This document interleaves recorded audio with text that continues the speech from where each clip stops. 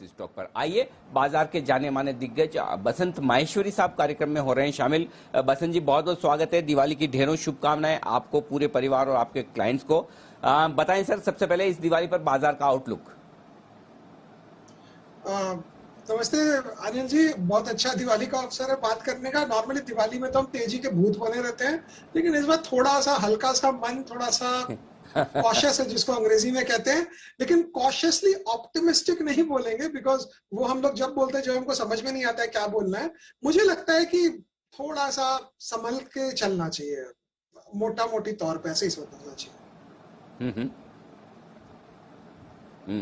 तो रिस्क कितनी है? संभलना है तो मतलब मौके खरीदारी के होंगे ही, जाहिर सी बात है। कितनी रिस्क है? कहाँ खरीदारी करनी है? कितना गिर जाए तो खरीदारी करनी है? हाँ, नहीं, गिर जाए तो खरीदारी का तो गेम ही दूसरा हो गया। अगर गिरने लग जाए तब तो सोच के खरीदारी करनी है। आपने तो लास्ट ईयर मोइंग चलाया था, तो बिकॉज रिस्क किसी को पता ही नहीं है क्या है। रिस्क यही है कि क्या फेड वहां से ऑक्सीजन सप्लाई कम करेगा क्या। फेड मुझे लगता नहीं ऑक्सीजन सप्लाई कम करेगा, लेकिन हम और आप तो नहीं अनुमान लगा सकते फेड क्या करेगा।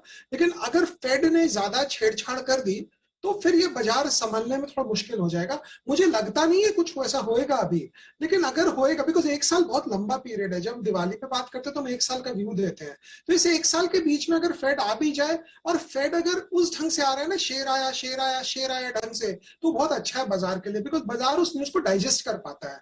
तो अभी तक शेर आया वाले कहानी के हिसाब से चल रहा है तो अच्छा है, बट अगर कोई बड़ा झटका आता है तो फिर समझना चाहिए।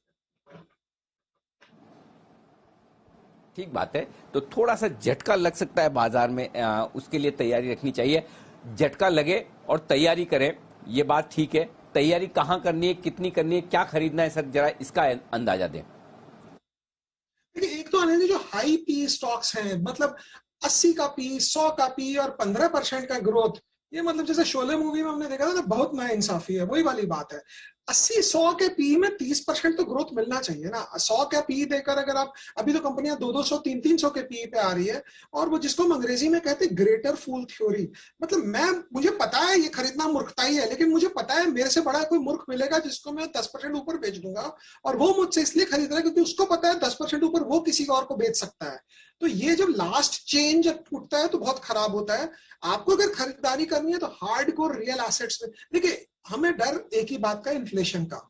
तो इन्फ्लेशन कौन सी कंपनियां कॉज कर रही है, जो कौन कारण है उस इन्फ्लेशन की, वो कंपनियों में दिमाग लगाना चाहिए, बजाय कि वो कंपनियां जो इन्फ्लेशन से घबराती है।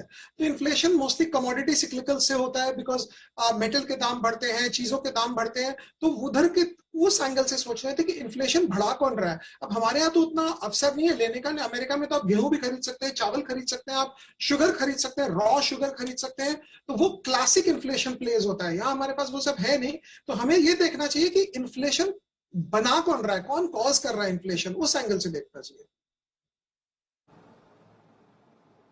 ठीक बात है। तो यहाँ थोड़ी संभावना रहेगी, लेकिन निवेश के मौके बसंत जी कहाँ मिलेंगे इस बाजार में अगले एक साल में?